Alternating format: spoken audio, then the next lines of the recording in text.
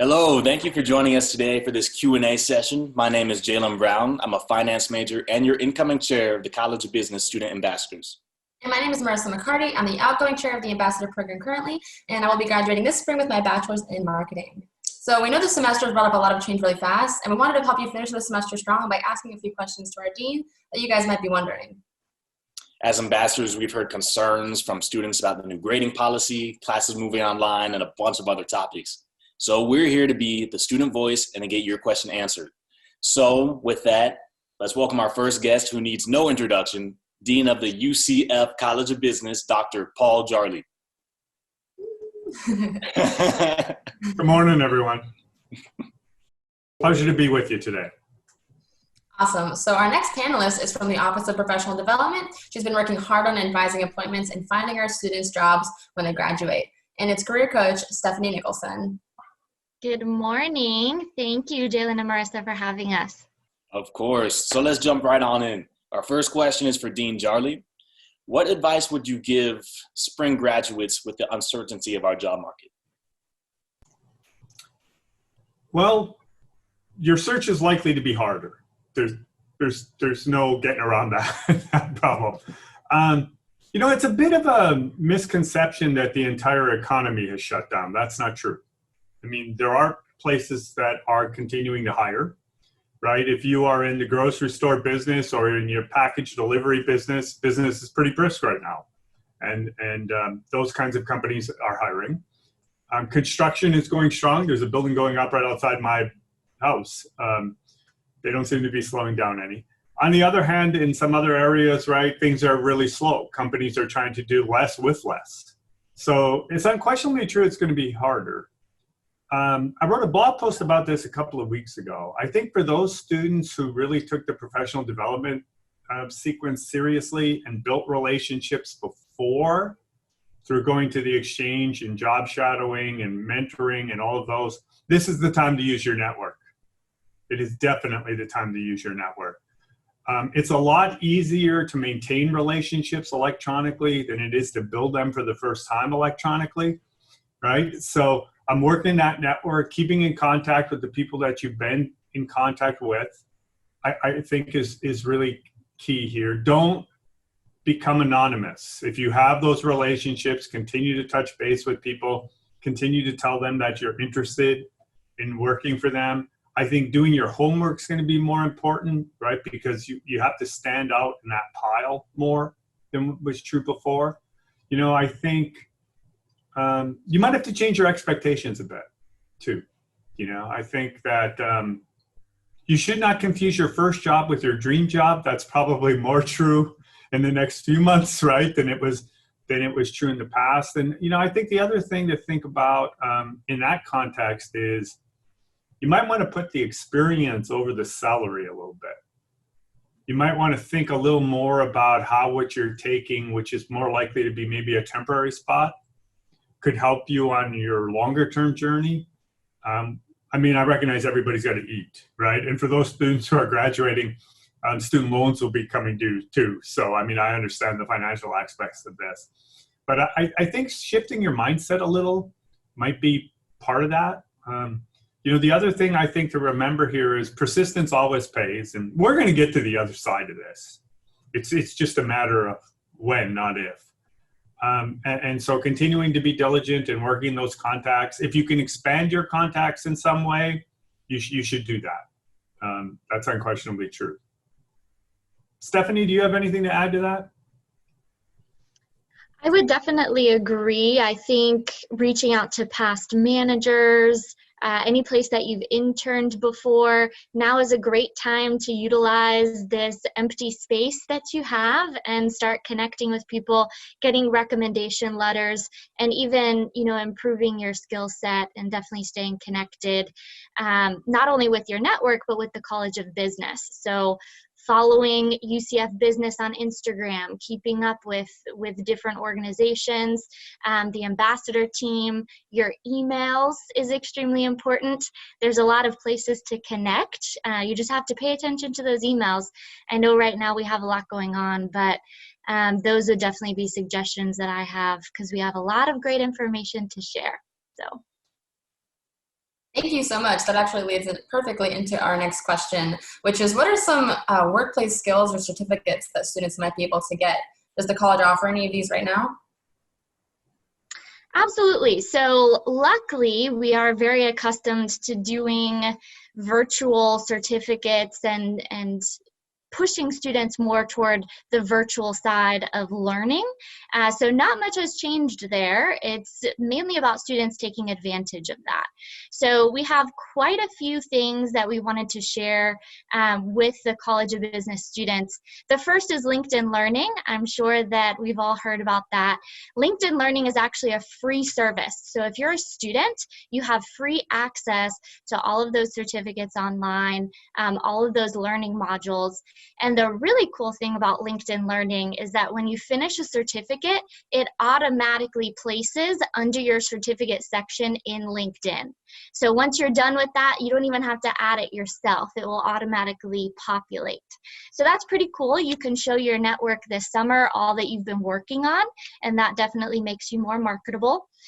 In addition to that, there's a few other sites that a lot of you may not have heard that have come out in the woodwork just the past month. One of them is called Pluralsight, Pluralsight,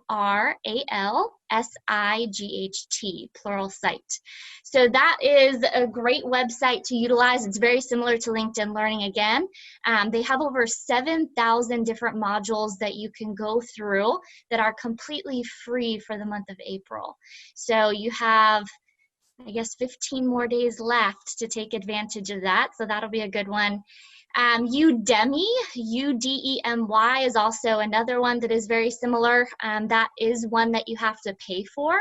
But if you're looking for something very specific, like Salesforce, coding, maybe things that you want a little bit more experience with, you could pay $10 to $15 for a module on there, and it's, just a supplement to LinkedIn Learning. And when it comes to talking about workplace skills, there's quite a few things that you could do from your home. One of those is called Volunteer Match. I know a lot of us think that volunteering has to be in person, but you can do it virtually. So they actually pair you up with organizations that need volunteers from home. So that would be a great opportunity for you to look up online. And then Parker Dewey is also another great opportunity that a lot of universities are getting connected with, especially our team. And they provide micro internships to students. So you can, again, work from home, get paid, and it's called an internship. It's not considered a job. It is an internship experience. So those are all great resources I recommend that you utilize. Parker Dewey often has paid opportunities. Obviously, Volunteer Match would be volunteering your time. So there's something for everybody, whether you have lost your job and you need an income or you just want the experience. Definitely take advantage of all of those things. All right, thank you for that. So I'm going to go back to the dean for this third question.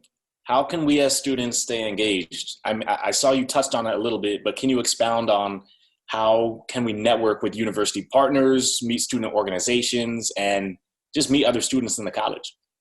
So my outreach team has been strategizing about this quite a bit. And there will be a number of opportunities coming up to connect with employers through virtual exchanges, through things like this. So I think it's really important just to continue to keep in touch with the college, to read the emails that you're getting, the announcements that you're getting. There's a lot of things in the works here that will be coming up.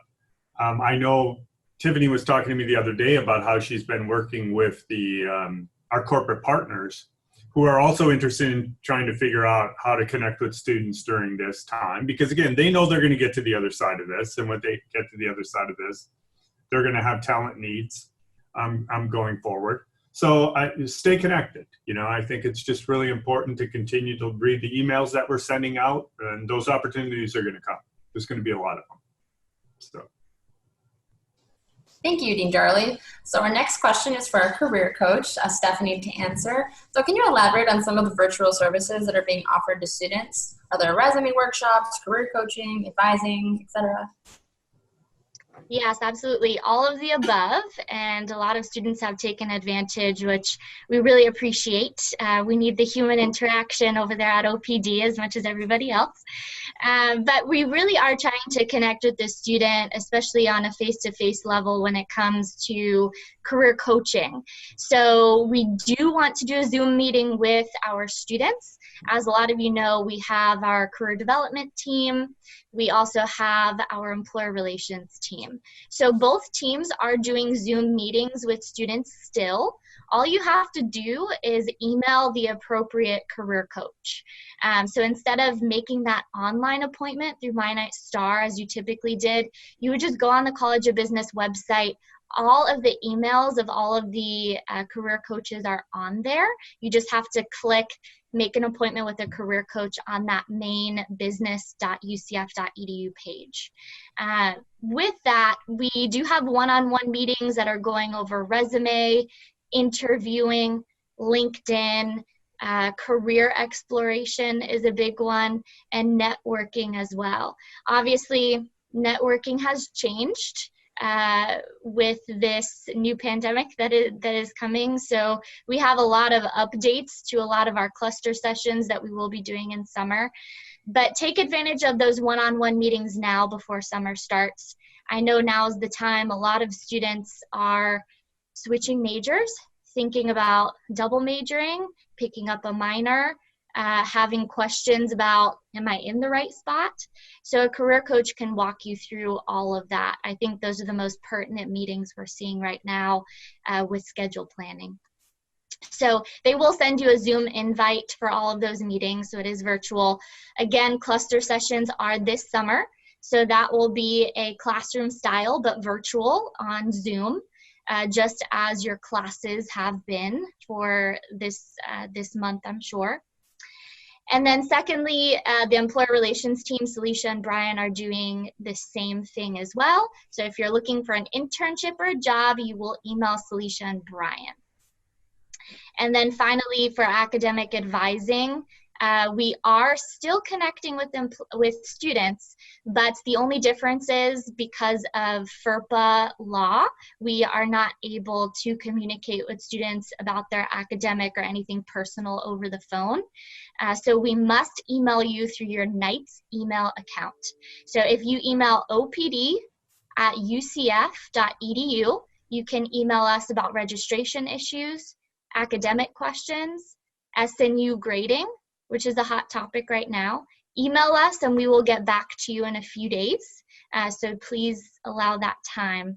But we have to hear from you through a Knights email account. We will not respond if it's not a Knights email. And one last thing I wanted to mention, I know with the influx of virtual meetings, there are many students that will be hearing impaired, visually impaired. There is an app that you can use called Be My Eyes. It's a free app that connects blind and low vision people with sighted volunteers and company representatives to kind of help you through this process. So we have resources for everybody. We're learning as we go, but there's a lot you could take advantage of. All right, thank you, Stefanie. That app is really cool. I've never heard about that. But anyways, the next question is for Dean Jarley. So what are companies going to be looking for in candidates in the world after the response to COVID settles down? So first, let me point out why I hire Stefanie. She's really a rock star. She has really good answers to the question. So I think what's important to recognize here is there have been surveys of recruiters asking them what qualities they want to have in new hires out of college.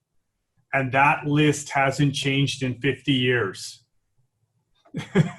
Okay, in the sense that they want people who will play well in other people's sandboxes. They want people who are good communicators. They want people who are problem solvers. I don't think that list is going to change, quite honestly. If there's one thing that might be maybe more of a recency effect, is I think that people who can show that they were adaptable or were particularly innovative might be put up a little bit in the queue right now, right? Because of the recency of the situation that we're in, companies looking to innovate in various ways to stay connected, looking for people who continue to be productive, right?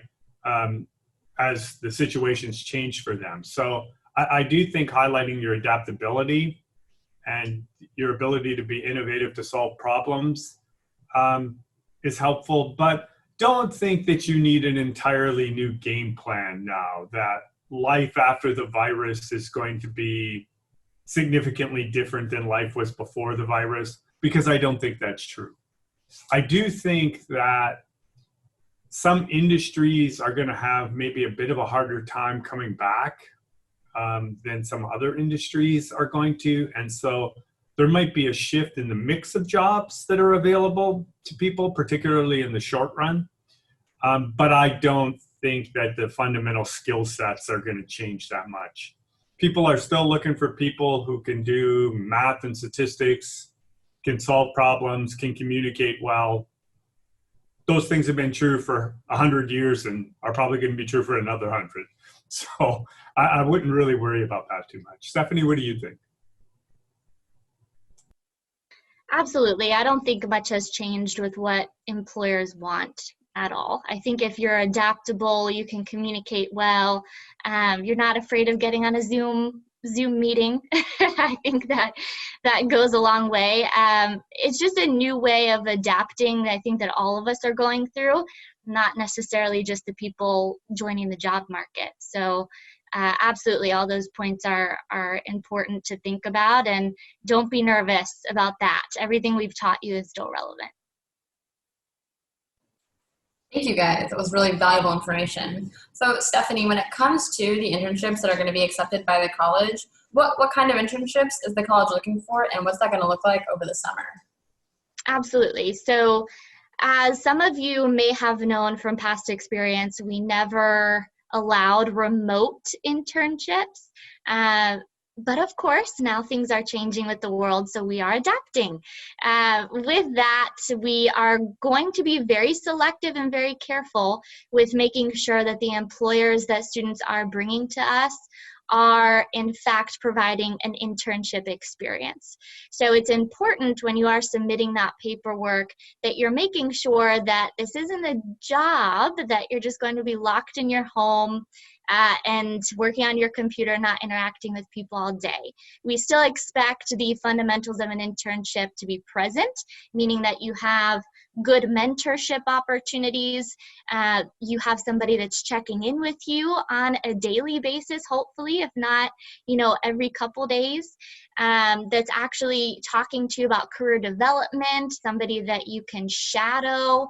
And also that learning and teaching process is very important too. So as long as all of those details are present, absolutely, we can offer remote internships for the summer. So don't be nervous bringing that to us. We are open-minded about that process. Keep in mind, we do vet all of our employers that students bring to us. So if a student fills out paperwork with us and says, this is the internship I have for the summer, we are calling that employer and making sure that everything's verified.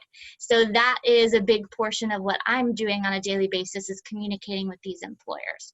So absolutely, we can do that. As far as internships and how to go about getting an internship, you can definitely utilize Nightline. That is our College of Business exclusive job board. My task right now is making sure that all the employers that are on there actively have opportunities for you. So please check Nightline. It will constantly be updated. The hot jobs email that goes out to all 8,500 business students is every Saturday at 3 p.m. that goes out. And that has the list of all new opportunities that have come through for that week. So that's a great option for checking for internships. And then talking to a human being. Again, we love that human interaction right now. So email Celicia Groover. She is the internship guru, and she will help you connect with opportunities. And then I can also help as well. So come and see us. We will help you find an opportunity. But absolutely, if you have an internship already secured, get that internship for credit. The paperwork is on the business website. or you can email celicia.groover for that paperwork. We are still vetting, still going through the same process. Nothing has changed. All right, thank you for that. And so for our final question, I'd like to turn it back over to Dean Jarley. I understand a lot has changed in some of our classes, so are we still having the capstone competition? And for GEB classes over the summer, will there still be GEB points? So yes, we're still having the capstone competition. I think the finals are coming up next week. It will be done virtually. It's next week, Marisa? Yeah.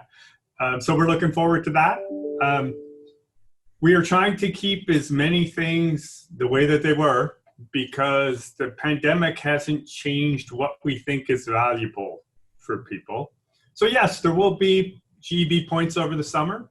The menu is going to change, obviously, given the things that people can do are going to change. I know that Lonnie and Jen had a conversation with LinkedIn the other day about a new program that they're doing that I think we're going to participate in called COVID versus College. So that's an exciting opportunity. So yes, we're going to be putting together as many of the same opportunities as we have in the past. I know there was also a question about exams, so let me tackle that for you. If your syllabus said that you're going to have a final exam, you're going to have a final exam. That's kind of how that works.